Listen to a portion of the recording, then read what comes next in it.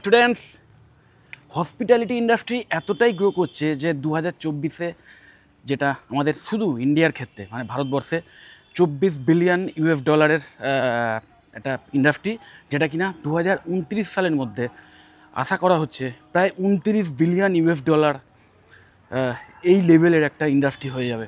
তো বুঝতেই পারছো কতটা গ্রো করছে, কারণ মানুষ এখন একটু ফ্রি টাইম পেলেই বেড়াতে যাচ্ছে। এবং বেড়াতে গেলে মানুষ কিন্তু, যে মানুষ বাড়িতে একটু হিসেব করে খরচা করে, একটু বুঝে বুঝে খরচা করে, সেই মানুষই যখন বেড়াতে যায় তখন কিন্তু একটু বেশি খরচা করে, একটু বেহিসাবি হয়ে ওঠে, যেটা কিন্তু আলটিমেটলি যারা হসপিটালিটি ইন্ডাস্ট্রির সঙ্গে জড়িত তাদের জন্য লাভদায়ক। এবং মানুষকে এখন বেড়াতে যাওয়ার জন্যে আর আলাদা করে কোনো উপলক্ষ খুঁজতে হয় না। অনেক সময় জাস্ট ফ্রি টাইম আছে বলে জাস্ট ঘুরতে যায়, ওকে। এবং তার জন্যে short term trip, long term trip, দূরে বেড়াতে যাওয়া, কাছে বেড়াতে, ভারতবর্ষ এমনিতেই একটা বিশাল বড় দেশ এবং ভারতবর্ষের মধ্যে প্রাকৃতিক সৌন্দর্যের কোনো অভাব নেই। যেমন একাধারে হিমালয় পর্বতমালা, তেমন অন্যান্য যে পর্বতমালাগুলো আছে, পশ্চিমঘাট, পূর্বঘাট, বড় বড় যে পর্বতমালাগুলো, বা অন্য আরও যে পর্বতমালা আছে, সেই সমস্ত জায়গায় যে হিল স্টেশনগুলো বা অন্য অনেক অচানা অফবিট জায়গা, সেই সমস্ত জায়গায় তো প্রাকৃতিক সৌন্দর্যের জন্যে মানুষ সবসময়তেই ছুটে যায়। তার সাথে সাথে প্রচুর তীর্থক্ষেত্র রয়েছে, প্রচুর ধর্মীয় স্থান রয়েছে, যেখানে পুণ্য অর্জন করার জন্যে পুণ্যার্থীরা বছরে বছরে কিন্তু ভিড় করছে। যেমন এই মুহূর্তে এখনই গঙ্গাসাগরে কয়েকদিন আগেই যেমন গঙ্গাসাগরে মেলা হলো, এবং প্রতি বছরই হয়।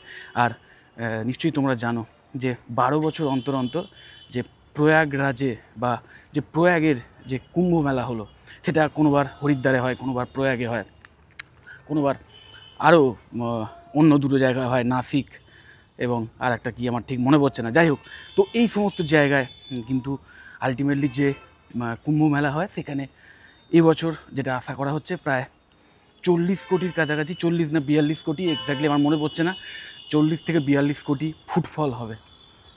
মানে অত মানে পর্যটক ওই মেলার উপলক্ষে যাবেন। তো বুঝতেই পারছো কতটা মানে একটা গ্রোয়িং ইন্ডাস্ট্রি, যেখান থেকে মানে একটা হিউজ রেভিনিউ প্রতি বছর ভারতে জেনারেট হচ্ছে। তো এইরকম একটি গ্রোয়িং ইন্ডাস্ট্রিতে যদি কাজ করতে চাও, তাহলে কিন্তু এমন কোর্স বাছতে হবে যে কোর্সের মাধ্যমে তুমি এই ইন্ডাস্ট্রিতে কাজ করার জন্য যা যা টেকনিকের দরকার, যা যা স্কিল সেটের দরকার, এবং যে সমস্ত নেক্সট জেন এআই টুলসের ইউসেজ এই ইন্ডাস্ট্রিতে হচ্ছে, সেইগুলো যাতে শিখতে পারো। হ্যাঁ, হসপিটালিটি ইন্ডাস্ট্রিতেও কিন্তু এই এআই টুলসের ইউসেজ হচ্ছে। কারণ মনে রাখবে, হসপিটালিটি ইন্ডাস্ট্রি মানে সেখানে হোটেল ইন্ডাস্ট্রি আছে, সেখানে অ্যাভিয়েশন বা এয়ারলাইন্সের যে ইন্ডাস্ট্রি সেটা রয়েছে, দেন এই ট্যুরিজম সেটাও ইনক্লুড হয়ে যাচ্ছে, অন্যান্য যে রিক্রিয়েশন পার্ক, রেস্টুরেন্ট, সব কিছুই এ টু জেড।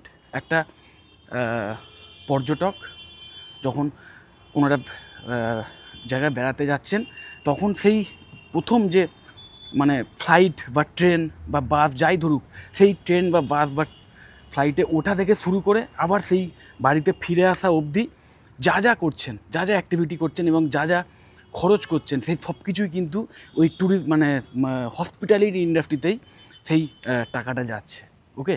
তো সেই হসপিটালিটি ইন্ডাস্ট্রির মধ্যে একটা জাস্ট ছোট্ট যদি উদাহরণ দিয়েছি কীভাবে এআই এর ইউজ হচ্ছে, নিশ্চয়ই দেখেছো যে কোনো ফ্লাইট বুক যখন করতে চাও, কোনো একটা জায়গায় যাবে, ধরে নিলাম তুমি দিল্লি বেড়াতে যাবে এবং তুমি ফ্লাইট বুকিং করছো, তুমি সকালের দিকে হয়তো দেখলে যে 5,000 টাকা ফ্লাইটের প্রাইস দেখাচ্ছে, এক পিচের কথা বলছি, জাস্ট ওয়ান ওয়ে, ওকে। 5,000 টাকা দেখাচ্ছে। সেই ফ্লাইটের রেটটাই আবার যদি সন্ধেবেলা দেখো, হয়তো দেখবে 5,500 থেকে 6,000 টাকা হয়ে গেছে। কারণ তার মধ্যে এমন অ্যালগো সেট করা আছে যে যাতে ওই একই প্রাইস, মানে একই ফ্লাইটের প্রাইস সকালের দিকে একটু কম থাকায় বিকেলের দিকে একটু বেড়ে যায়। কারণ কি, সাধারণত ইভিনিংয়ের দিকে মানুষ কাজকর্ম করে ফিরে এসে ট্যুর প্ল্যান করে, এই হিসেব করেই কিন্তু করা হয়েছে। এবং শুধু তাই নয়, অনেক ক্ষেত্রে এটাও দেখা যায়, অনেক ক্ষেত্রে কেন, মানে এটাও একটা ট্রেন্ড এখানে এই ফ্লাইট বুকিংয়ের ক্ষেত্রে দেখা যায় যে উইকডেজের চেয়ে উইকেন্ডে ফ্লাইটের প্রাইস বেড়ে যায়। মানে কি, শুক্রবার বা ফ্রাইডে ইভিনিং থেকে শুরু করে আর সানডে অবধি ফ্লাইটের প্রাইস কিন্তু বাকি যে কটা দিন যে উইকডেজ, যে কাজের দিন, সেই কাজের দিনের চেয়ে একটু বেশি থাকে, কারণ ওই ছুটির দিনে মানুষ বেড়াতে যাওয়ার প্ল্যান করে। তো সেইভাবে সেই অ্যালগো সেট করা আছে ওখানে, এবং ওইভাবে কিন্তু ওখানে আর্টিফিশিয়াল ইন্টেলিজেন্সের যে সফটওয়্যার আছে, সে কিন্তু যখনই তুমি ফ্লাইটের প্রাইস দেখতে চাইছো বা ফ্লাইট বুক করতে চাইছো, তখন তোমাকে ওই দিনক্ষণ বুঝে তোমাকে কিন্তু প্রাইসটা শো করছে।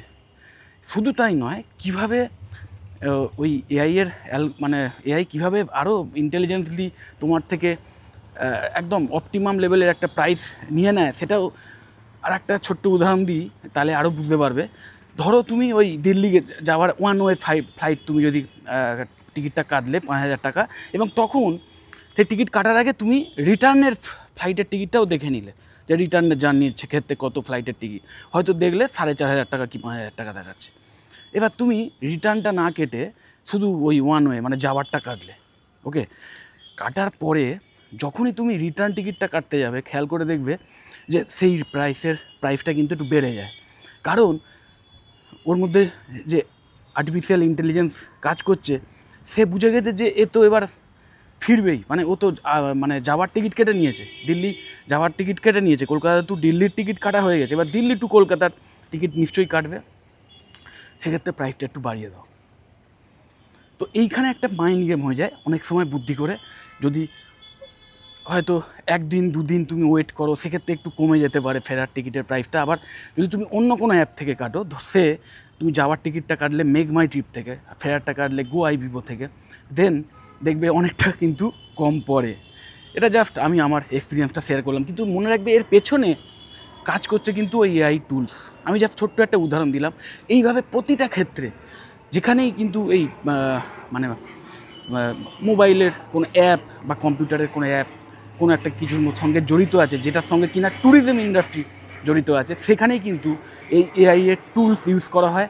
এবং এর মাধ্যমে এই হোটেল বুকিং থেকে শুরু করে, নিশ্চয়ই এই সমস্ত অ্যাপে তোমরা জানো যে হোটেল বুকিং থেকে শুরু করে সব কিছুই, এবং কিভাবে গুগলে তোমরা সার্চ করছো কোনো একটা জায়গায় যাওয়া আসা নিয়ে, কীভাবে খবরাখবর নিচ্ছ, বা অনেক সময় ডিস্ট্যান্স জানতে চাই আমরা, যে অমুক জায়গা থেকে অমুক জায়গার ডিস্ট্যান্স কত, কিসে গেলে সুবিধা হবে, এই যে গুগলে সার্চ করছো, সেই সময়ও তুমি যে ডেটা ইনপুট করছো, সেই ডেটাও কিন্তু কন্টিনিউয়াসলি কালেক্ট হয়ে যাচ্ছে, এবং কালেক্ট হয়ে আলটিমেটলি সেই এআই যে অ্যাপ্লিকেশান সেগুলোকে ফিট করছে, যার মাধ্যমে তারা আরও স্মার্ট হয়ে যাচ্ছে, এবং স্মার্টলি কাস্টমারদের সাথে তারাই অটোমেটিক্যালি মানে ইন্টারাকশান করছে, করে কাস্টমারের থেকে একটা অপটিমাম বা বলতে পারো যতটা সম্ভব একটা হাইয়েস্ট প্রাইস তারা আদায় করে নেয়। ওকে, তো এইভাবে এআইয়ের টুলসের ইউসেজও কিন্তু এই যে হসপিটালিটি ইন্ডাস্ট্রিতে হচ্ছে। তো অবশ্যই এমন কোর্স বাছতে হবে যে কোর্সের মধ্যে একটা হসপিটালিটি ইন্ডাস্ট্রিতে যেটা বেসিক যে ব্যাপারটা, যে কাস্টমারকে কীভাবে স্যাটিসফাই করা যায়, বিহেভিয়ার ভীষণ ইম্পর্টেন্ট, মানে নিশ্চয়ই জানো সফট স্কিলটা ভীষণ ইম্পর্টেন্ট। একটা হসপিটালিটি ইন্ডাস্ট্রিতে ম্যাক্সিমামটাই হচ্ছে সফট স্কিল, যে পোলাইটনেস বা কমিউনিকেশান স্কিল, ওকে, এন্টারটেইনিং পাওয়ার, যে কোনো প্রবলেম অ্যারাইজ করলে সেটা থেকে রিকভার করার পাওয়ার, ম্যানেজ করার পাওয়ার, গ্রুপ ডিসকাশান, তুমি যদি একজন টিম লিডার হও বা ম্যানেজার হও, ওকে, তো তাহলে সেই টিমকে মানে কীভাবে মোটিভেট রাখবে, ওকে, এবং বেস্ট অফ দ্য বেস্ট একদম সার্ভিসটা যাতে কাস্টমাররা পায় সেইগুলোকে দেখা। তো এইগুলোর জন্য যে দরকারি সফট স্কিল, ইমোশনাল ইন্টেলিজেন্স, এই সমস্তগুলোর তো অবশ্যই ইম্পর্টেন্স আছে। তার সাথে সাথে কিন্তু এই সমস্ত টেকনিক্যাল স্কিল সেটেরও যদি মানে এই স্কিল সেটগুলো যদি অর্জন করতে পারো, তাহলে এই হসপিটালিটি ইন্ডাস্ট্রিতে একদম তোমার যে কেরিয়ার টপ লেভেলে চলে যেতে পারে। যে কারণে আমি তোমাদের বলবো যে এমন কোর্স চয়েস করো যেটা অবশ্যই ফুল টাইম গ্র্যাজুয়েশন কোর্স হয়, বিশেষ করে যারা ক্লাস 12-এর স্টুডেন্ট, তারা যখন এই হসপিটালিটি ইন্ডাস্ট্রিতে চাকরি পেতে চাও বা ওই ইন্ডাস্ট্রিতে গিয়ে কাজ করতে চাও, তাহলে অবশ্যই full time bachelor degree courses choice করো, যে কোর্স করার পর একাধারে তোমার হসপিটালিটি ইন্ডাস্ট্রি সম্পর্কে একটা কমপ্লিট নলেজ বা স্কিল সেটাও চলে আসবে, প্লাস তোমার ডিগ্রিও চলে আসবে, ফুল টাইম 4 ইয়ার্স গ্র্যাজুয়েশনের ডিগ্রি, যার মাধ্যমে তুমি হসপিটালিটি ইন্ডাস্ট্রি ছাড়াও অন্যান্য এমএনসিতেও কিন্তু চাকরির সুযোগ পেতে পারো। কারণ মনে রাখবে, হসপিটালিটি ইন্ডাস্ট্রিতে এমন জিনিস শেখানো হয় যে কাস্টমারকে স্যাটিসফাই করার ভ্যারিয়াস ওয়ে, এবং কাস্টমারকে আনার, কাস্টমার যাতে রিটেন করে, যাতে কাস্টমার থাকে, যাতে কাস্টমার আবার ফিরে আসে, তার জন্যে কাস্টমারকে টার্গেট করার যে টেকনিক, সেই সমস্ত কিছু শেখানো হয়, যেগুলোর কিন্তু ডিম্যান্ড আজকের যে কোনো এমএনসিতে আছে। সো অনলি হসপিটালিটি ইন্ডাস্ট্রি নয় যে হসপিটালিটি ইন্ডাস্ট্রি থেকে পাস করার পরে একমাত্র হোটেলে ওই চাকরি পাওয়া যেতে পারে, বা এয়ারপোর্টে চাকরি পাওয়া যেতে পারে, বা অ্যাজ অ্যান এয়ার হোস্টেস চাকরি পেতে পারো। এগুলো তো আছেই, এই সুযোগগুলো তো আছেই, এবং নিশ্চয়ই জানো এই সমস্ত জায়গায় কতটা চোখ ধাঁধানো অঙ্কের স্যালারি পাওয়া যায় এবং কতটা ঝাঁ টকটকের লাইফস্টাইল পাওয়া যায়, দেশে বিদেশে ঘোরার সুযোগ পাওয়া যায়। শুধু এইগুলোই নয়, তার সাথে সাথে ওই যে কোনো এমএনসিতে, যে কোনো টপ লেভেলের এমএনসি, সেখানেও কিন্তু এই হসপিটালিটি ইন্ডাস্ট্রি থেকে যারা ডিগ্রি নিয়ে বেরোচ্ছে তাদের কিন্তু ভীষণ ডিম্যান্ড আছে এই পার্টিকুলার স্কিল সেটগুলোর জন্যে। ওকে, তো হসপিটালিটি ইন্ডাস্ট্রি রিলেটেড যে সমস্ত, মানে হসপিটালিটি ইন্ডাস্ট্রিতে কাজ করার জন্যে যে সমস্ত কোর্সেস আছে, তার মধ্যে যে সমস্ত সার্টিফিকেশান বা ডিপ্লোমা কোর্সগুলো আছে, সেগুলো আমি বলবো খুব বুঝে শুনে করা উচিত, খুব খোঁজখবর নিয়ে করা উচিত। কারণ একটা গ্র্যাজুয়েশান যদি একসাথে করো, তার সাথে সাথে একটা সাইডে যদি তুমি সার্টিফিকেশান কোর্স করলে সেটা তাও ঠিক আছে, কিন্তু অনলি ওই সার্টিফিকেশান কোর্সটাই করাটা কিন্তু রিস্কি হয়ে যায় ভবিষ্যতে কেরিয়ারের জন্য। তো অবশ্যই ফুল টাইম গ্র্যাজুয়েশান কোর্স করো। BSc in hospitality and hotel administration বলে একটি কোর্স আছে, BHHA ম্যাকাউড অ্যাফিলিয়েটেড বেশ কিছু কলেজে করানো হয়, Swami Vivekananda institute of modern সায়েন্সের মতো কলেজেও ভীষণ অ্যাফোর্ডেবল ফিজের বিনিময়ে এই কোর্স করানো হয়, যেখানে কিন্তু কমপ্লিট প্লেসমেন্ট অ্যাসিস্ট্যান্স পাবে। এবং যে ফ্যাকাল্টি মেম্বাররা আছেন তাদের মধ্যে অনেকেই প্রফেশনালস আছেন, যারা কিন্তু তোমাদের একটা হসপিটালিটি ইন্ডাস্ট্রিতে কাজ করতে গেলে যে প্র্যাকটিক্যাল নলেজের দরকার সেটাও তোমাদের শেখাতে পারবেন।